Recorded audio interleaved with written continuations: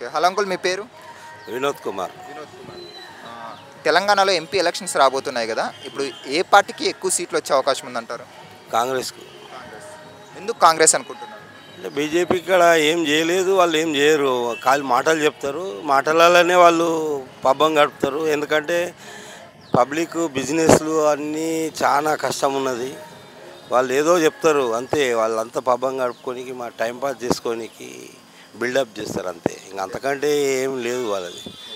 ఇప్పటిదాకా ఉద్యోగాలు లేవు, యువతకు ప్రాబ్లం ఉన్నది, అన్నీ ఏదో అంటారు. అప్పుడు ఆయన వచ్చినప్పుడు 20 లక్షలు వేస్తా 30 లక్షలు వేస్తా అన్నాడు, అకౌంట్లో వేయలేదు. ఉద్యోగాలు ఇస్తా అన్నాడు. ఇప్పుడు పెట్రోల్ రేటు పెంచిండు, ఆ 70 రూపాయల పెట్రోల్ రేటు 110-12 రూపాయలు చేసిండు. గ్యాస్ 500ది 1200 చేసిండు. ఇప్పుడు వస్తే 2000 చేయొచ్చు గ్యాసు, 200 రూపాయలు పెట్రోల్ చేయొచ్చు అని.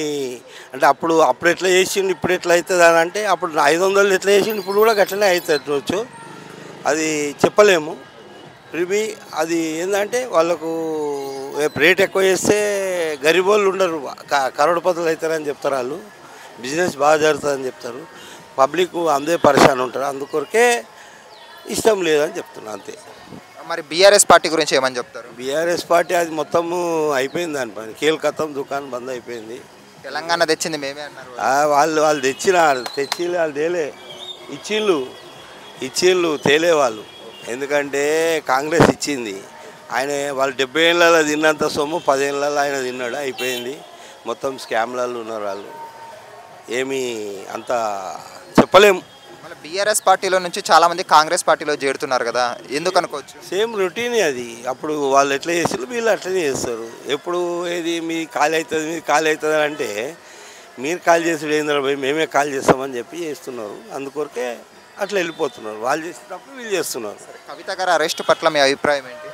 ఏముంది, ఆమె స్కామ్లు ఉన్నది, అది నడుస్తుంది కదా, టైమే చెప్తుంది, మనం చెప్పాల్సిన పని లేదు. ఉన్నదా లేదా ఏంది. సరే, ఇట్లా ఎలక్షన్ల ముందు ఆమె అరెస్ట్ అవ్వడం పట్ల ఓట్లు తగ్గే అవకాశం ఉంది బీఆర్ఎస్కి? ఆల్రెడీ అవన్నీ అట్లనే ఉంటాయి అంతే, అది తగ్గుతుందా అనేది ఉంటుంది, ఎట్లయినా ఉంటుంది.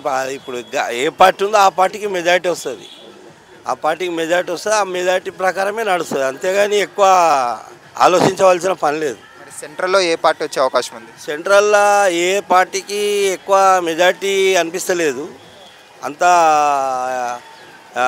అందుకొరకే ఇప్పుడు 400 బార్ అని అంటుండు. 400 సీట్లు వచ్చేట ఆయనే విచ్చలవిడిగా తిరిగి అడ్వర్టైజ్ చేసుకోరు కదా. 400 సీట్లు అంటే నాటే జోక్. వాళ్ళు అంత ఒపీనియన్ ఉన్నప్పుడు వాళ్ళు ఇప్పుడు మన స్టేట్కే వచ్చింది, తెలంగాణకి ఒక 5 మాటలు 6 మాటలు వచ్చినారు. 6 మాటలు వచ్చినప్పుడు మళ్ళీ వాళ్ళకి అంత ఒపీనియన్ ఉన్నప్పుడు వాళ్ళకు తిరగవలసిన పని లేదు కదా, తిరగవలసిన పని లేదు. 400 వస్తున్నప్పుడు మంచి, ఇప్పుడు వాళ్ళు చేసిన పని బాగున్నప్పుడు ఊకోవాలి, పబ్లిక్ ఒపీనియన్ బాగున్నప్పుడు ఊకోవాలి. ఇప్పుడు మళ్ళీ బార్ ఇప్పుడు ఒక 5-6 మాటలు తెలంగాణ అక్కడ ఇక్కడ తిరుగుతూనే ఉన్నారు, సెటర్లు వేస్తూనే ఉన్నారు. ఇప్పుడు గరిబోళ్ళని చూస్తలేరు. రేట్లు పప్పులు ఉప్పులు నూనె 3000 అయింది, ఇప్పుడంటే తక్కువైంది. కందిపప్పు 70 రూపాయల కందిపప్పు 220 రూపాయలు అయింది. ఎనీ కాస్త ఒకటి తక్కువ అయింది. అన్నీ చక్కెర 20 రూపాయల చక్కెర 40 రూపాయలు అయింది. అట్లా చాలా, ఎందుకంటే ఇన్కమ్ పోయింది, పబ్లిక్ దగ్గర ఇన్కమ్ పోయింది. ఏంటంటే ఇదంతా కార్పొరేట్ కంపెనీ వాళ్ళకు చాలా హైబ్రిడ్ చేస్తున్నారు, మామూలు కామన్ మ్యాన్కి చేస్తలేరు వాళ్ళు. దానివల్ల కొద్దిగా తగ్గొచ్చు. రైట్. హాయ్ ఫ్రెండ్స్, మా ఫ్యూచర్ టుడే ఛానల్ చూస్తున్నందుకు చాలా థ్యాంక్స్. మరిన్ని లేటెస్ట్ వీడియోస్ కోసం వెంటనే సబ్స్క్రైబ్ చేయండి. అలాగే ఈ బెల్ని కూడా రింగ్ చేసేయండి. మా లేటెస్ట్ వీడియోస్ నోటిఫికేషన్స్ అన్నీ మీ మొబైల్లో వస్తాయి. మా వీడియోస్ మీకు నచ్చితే లైక్ చేయండి, షేర్ చేయండి, నచ్చకపోతే కామెంట్ చేయండి.